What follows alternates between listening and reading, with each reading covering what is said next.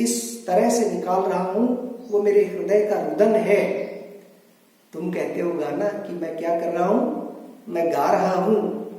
मैं फूट पड़ा, मेरे हृदय के सारे विचार निकाल करके मैंने सबके सामने रख दिए। तुम कहते छंद बनाना और तुम कह रहे हो कि मैं तुम्हारे गीतों के लिए, तुम्हें सुनाने के लिए जो गीत रच रहा हूं उस गीतों के छंद बना रहा हूं। यानी तुम कहते हो कि अभी तक मैं रचनाएं कर रहा हूं, मैं कविता लिख रहा हूं, मैं गीत गा रहा हूं। मेरी कविताएं नहीं है, मेरी रचनाएं नहीं है, मेरे गीत नहीं है, बल्कि ये मेरे हृदय के रुदन है, मेरे हृदय के उद्गार है। क्यों कवि कहकर संसार मुझे अपनाए। मैं नहीं चाहता कि लोग मुझे संसार के ये कहें कि मैं कवि हरिवंश राय बच्चन हूं। मैं चाहता हूं लोग ये कहें कि मैं दुनिया का एक नया दीवाना हूं। मुझे इस दीवाने के रूप में ही दुनिया जाने, मुझे कवि के रूप में दुनिया ना जाने। मैं दीवानों का वेश लिए फिरता हूं, मैं मादकता निशेष लिए फिरता हूं।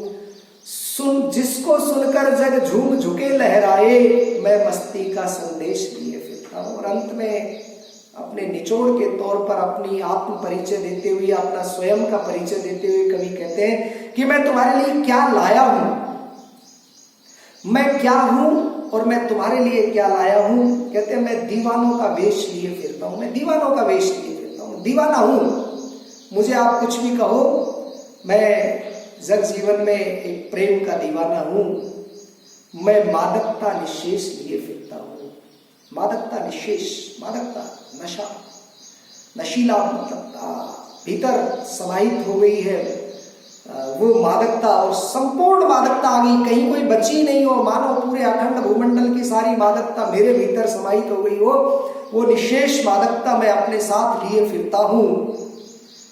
जिसको सुनकर, मेरे पास वो संदेश है, जिसको सुनकर जग, पूरी दुनिया झूमेगी, झुकेगी, मस्ती के सागर में गोते लगाएगी, लहराएगी। मैं मस्ती का वो संदेश लिए फिरता हूं। ऐसा आत्म परिचय कवि हरिवंश राय बच्चन अपनी इस कविता के माध्यम से हमको देते हैं, संसार को देते हैं। आशा करता हूं आप इस कविता को समझ पाए होंगे। यदि इसके पश्चात भी आपके कोई संदेह रहे, कोई डाउट रहे, तो आप मुझे फोन कर सकते हैं, या अपना जो भी डाउट हो, जो संदेह हो, वो आप मुझे व्हाट्सएप पर या मैसेज के माध्यम से भेज सकते हैं। आपकी प्रतिक्रिया का मुझे इंतजार रहेगा। आप बिल्कुल भी इस भ्रम में ना रहें कि ये पाठ यदि आपको YouTube के माध्यम से पढ़ा दिए गए हैं तो भविष्य में नहीं पढ़ाए जाएंगे। जब आप विद्यालय आएंगे तब ये सारे पाठ आपको फिर से पढ़ा दिए जाएंगे। विद्यालय बेसब्री से आपका इंतजार कर रहा है।